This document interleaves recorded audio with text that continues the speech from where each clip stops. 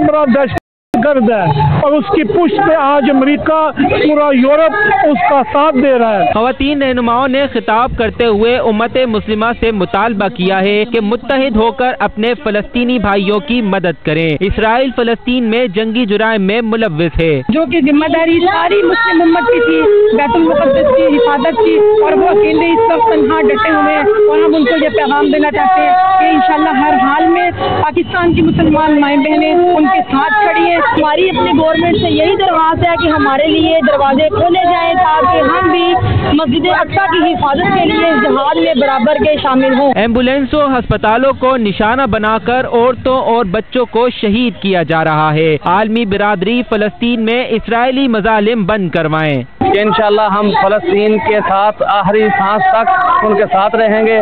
और मैं पाकिस्तानी गवर्नमेंट से भी मुतालबा करूंगा कि हर फोरम के ऊपर और हर लिहाज से पाकिस्तान एक पैगाम बने। रैली के शुरका ने अपने हाथों में इसराइली मुखालिफ बैनर्स, प्ले कार्ड और झंडे उठा रखे थे। इस मौके पर मजलूम फ़लस्तीनी अवाम के हक में इसराइली बर्बरियत के खिलाफ नारेबाजी भी की गई।